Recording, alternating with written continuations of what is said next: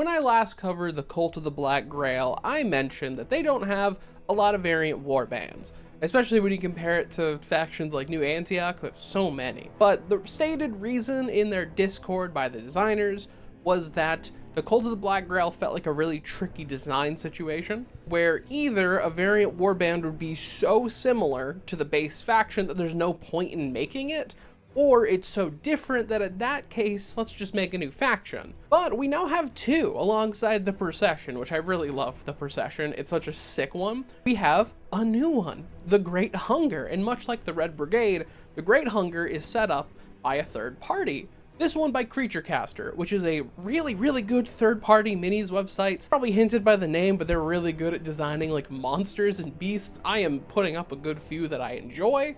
They're so sick, I do want one at some point. And in the same lens as the Red Brigade, they're completely canon. They're just designed with models by a third-party company, but it is worked in with the Trench Crusade crew, which I still really love this move. I think it's really smart for this game, which is already very open about go crazy, make third-party stuff, invent your own things, make your own models. And now we get a very fun set of sick boys, all working under the big banner of Beelzebub's war against anything living. But man, oh man, you can get all this protection from disease, but what if you got protection from cyber disease? Partnered with NordVPN, I have an affiliate link. If you want NordVPN or NordPass, you should use my links.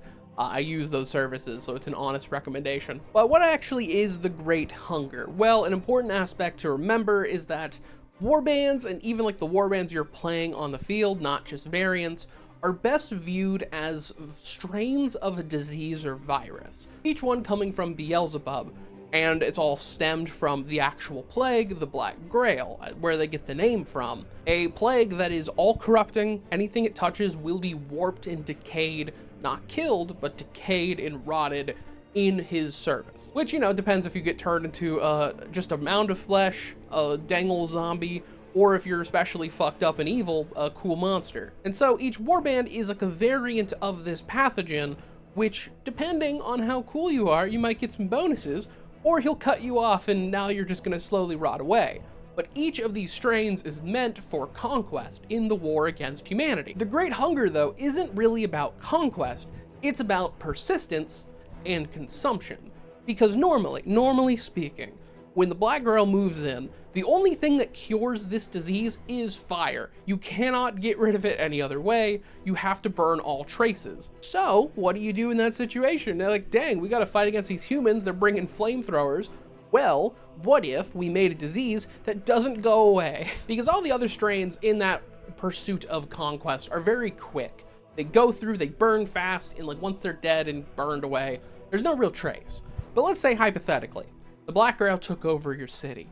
Aw man, and then you, brave boys of New Antioch, you took it back over. Hell yeah, you gave it a good cleaning, a good shine, you burned away a lot of like flesh dogs and flies and all that gross stuff. And sweet, now your city's all good. But underground, buried away, maybe like months later, they'll come back. Creatures will just come out of the ground and start coming after you. Full like zombie apocalypse level shit. The Great Hunger persists, and then it'll feed. This is a faction that really reminds you that Beelzebub, if he wanted, could take the seat of gluttony. He just doesn't care because they're all about that. It is a lot of gibbering maws, gnashing teeth, ripping claws. It's a lot of like, I'm going to gorge myself with you, less than wage war in a normal way. And so like their war gear is affected. They have like a limitation on a lot of war gear they can take. Notably, they have a lot of melee, a lot of just mouth and claws. So they have guns. They have one called the Black Spot Rifle, which is goofy as hell. Because they don't shoot bullets, they shoot larvae. Larvae laced with pheromones. Pheromones used by a unit called the Maggot Hag, I'll get to her later, which, when smelled by all the thralls, immediately go into a feeding frenzy. Obviously, don't get shot with that or you're target number one. Honestly, like of the actual core lore, I won't say there's a massive amount, because once you understand the concept of the lingering infection, the disease that just kind of sits in dormancy and then eventually pops back up, that's them. As well as just that key concept of gluttony. It also plays with a core mechanic for the Black Grail, which is about infection and infection markers. They have rules of, you know, making things get infected faster And if you want to cast a fun spell and all the cool, interesting abilities, you got to spend those tokens. Like, they have spells fusing the rotted, decaying flesh into something harder so they can resist fire, or like an acidic vomit. All of their stuff is disgustingly written in the best way possible. But I think the real interesting aspect of the Great Hunger is their units. Like, rightly so, Creature Caster's very good at this. And oh boy, they have two really cool ones. So the first one is the Baggett Hag, which I talked about. This is like your leader unit, your big one. So you know how Beelzebub hates life? He hates everything. He prefers decay. Well, what if he made his own interpretation of the circle of life? So he made the Maggot Hag. It's troubling, I'm not gonna lie. It is a human mother, a once human mother, who is locked in the cycle of death and birth, where she is constantly spewing out thralls. This giant, like, bloated corpse woman is being carried around by said thralls and is constantly just producing more. It's horrific, honestly, in the imagery.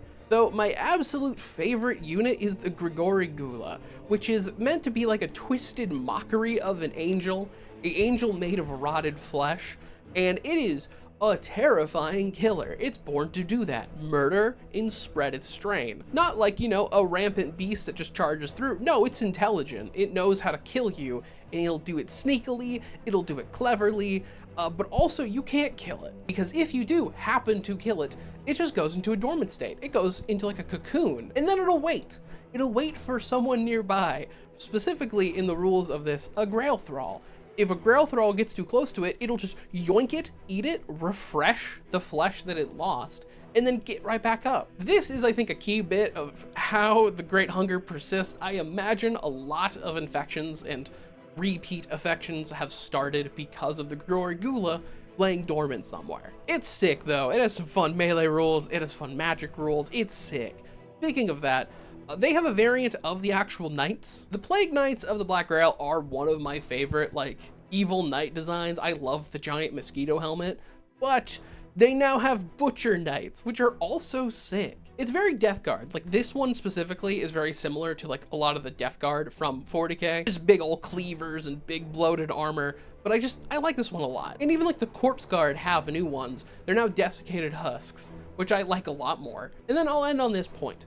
I'm not someone you should view as an authority of the rules of Trench Crusade. I know enough that I can look at it and be like, I have a general understanding of how this works. So I'm not good on the competitive scene, but apparently people say the Great Hunger is not very good. I've even seen a lot of sayings that it's the worst in the game.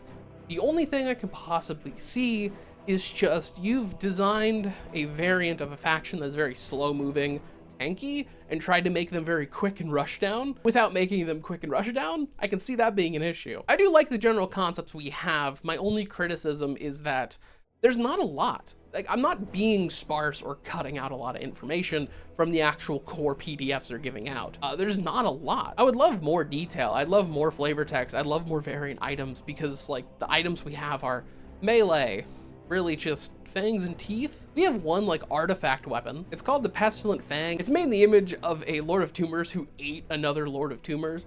And it's essentially a mace that when you hit somebody, it splinters off. Like, this is a fragmentary mace. And of course, every barb is diseased, so don't get hit with that.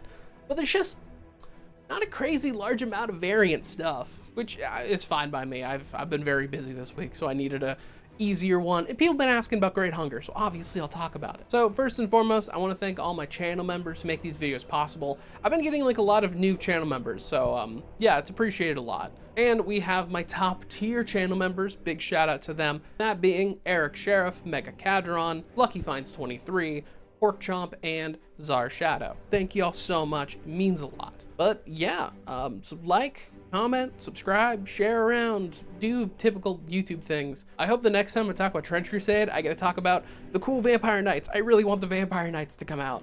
But anyways, see ya.